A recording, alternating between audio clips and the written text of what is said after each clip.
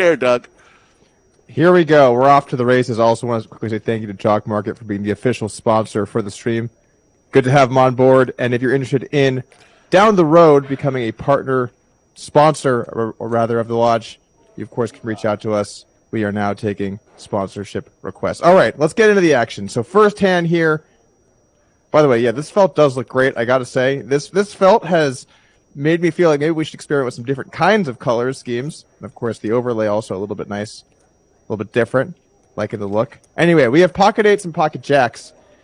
In heads up, we call this a cooler. A lot of money is going to go into this pot in some fashion. The question is going to be exactly how much is it going to cost Greg? Hand 1, too, right out of the gate. Jeremy opens up the pocket jacks on the button. Greg's now going to re-raise 8,500 to go 320K stacks. Raise.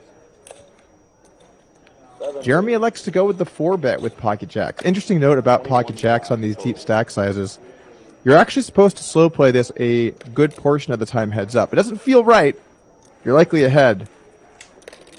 But apparently it is correct to sometimes put the trap in, play a little post flop. 4-betting, of course, also completely fine. Very strong hand. You're only really behind 3 hands your opponent can have. He should be re-raising about 20-25% of his hands in the big blind, so you're definitely ahead of that range. Jeremy now looking to 4-bet and get some value. We are at 1K 1,500 blinds. A little bit strange here because the big blind is not 2x the small blind. We have these kinds of blind levels to not need weird chip amounts. So these players are over 200 blinds deep to start. Yeah, we're going here.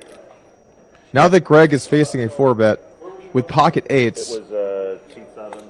you're going to want to see a flop. You're going to want to see 3 cards. You definitely don't want to put in 200 big blinds with pocket eights. Not many hands do want to put in 200 blinds. 48.5 total. Ooh, Greg's coming over the top. He's not buying it. 48.5 to go with the pocket eights. Spoke a little bit too soon here. Maybe Greg just feels like Jeremy's not going to have enough good hands here, making a move out of the gate. Either way, now with pocket jacks, how is Jeremy going to proceed? Call. 7 calls. Does make the call. Jacks are a strong hand heads up, but for 200 big blinds, when you do get the money in, you're very likely up against Queens plus Ace King. It makes sense for Jeremy to pump the brakes a little bit here and play some post flop. That said, this is going to get scary. Ace King or Queen comes out, your opponent can have hit any of those. They could have been ahead to begin with. So you're really hoping to see a jack, or else things can get dicey. There's the king you talked about. King 3 deuce 2 clubs. Greg, after 4-betting the pocket eights, probably a board he's going to want to look to bet the flop on. Both players have a club in their hand, so they do have some potential playability on some backdoor club runouts. In Greg's shoes, you 4-bet. This is a fairly good board for you. You're going to want to bet. Most likely, this should be a spot you should be betting quite often. You could definitely have Ace King. He's going to go ahead and bet the flop. It looks like he bet 47,000. Half pot bet here. It's a fairly large bet in this kind of spot. And Jeremy lets it go. The pocket jacks into the muck. And pocket eights take it down. Wow. Pocket eights played it super aggressive. Pocket jacks played it pretty conservative.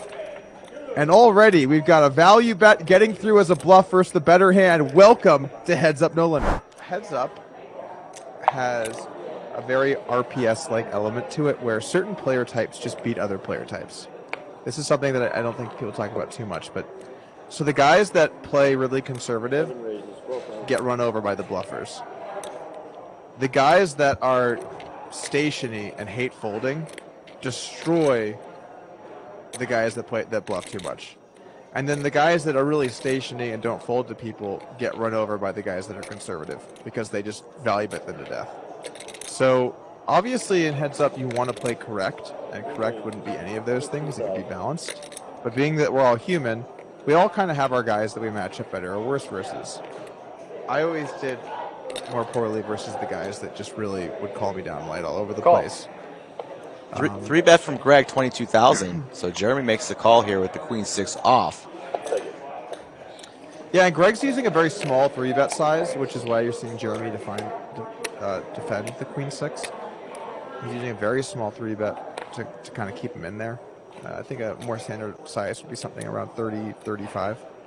But nice flop for Jeremy. Connects with top pair, and Greg is firing in a C-bet rather quickly. 24,000. no way Jeremy can continue here, right? With just top pair. Well, I don't see the smile. He seems pretty serious. He's going to be active, of course, makes the call. 7 calls. Pot building, 92,000 in the middle. Greg with some backdoor stuff, some overs. Let's see what happens. Oh, this could get real dicey. 4 on the turn. A little bit of a scare card here for Greg, in that if Jeremy did float with a 4, he's now 2 or 3. All in announced. All in announced. A massive overbet. And that's weird. Look, Jeremy's like, what? He 3-bet. We haven't seen many 3-bets, right? So pretty unlikely that he has a 4. Wow, this is such a big bet. What was in there before? It was 100 or 90? 100? 424 minus 332, and Jeremy lays it down. That pot got massive really quickly, unexpected, and it works. It was probably the hardest I've ever had to sweat out a bluff jam in my life. But it did end up getting through, so, you know. Sometimes you gotta do it the hard way. But no, the other one I was gonna say, I played a hand where I was in a 4-bet pot with kings, and yeah, this is basically a bad beat story. River the second nut flush. It's like a 6-5 deuce, 5-8 board, 4 to a flush on the river. And my opponent led half pot on the river in a big pot, and then turned around and started eating his dinner, and I thought, I am so dead. I am so dead. It was like really tense the whole hand. River the 8. Completing the flush. Thought he'd have the nut flush, but he actually had pocket 8s, river to boat. 20,000. And now I'm complaining to you, the good viewers of the Lodge live stream. I took a bad beat, and I just want everyone to know it. You guys feel bad for Doug in the chat? Probably not, right? Quite the roller coaster Doug's been on from his time at the Lodge. Started off punting and spraying, but it's been running pretty good lately. Made a final table on our last tournament series.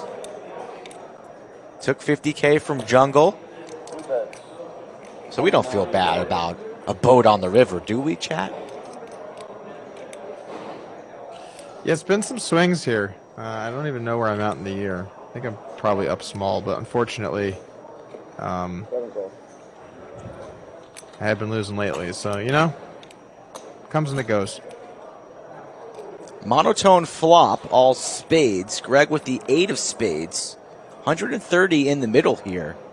Jeremy with the check mark with the pair of queens.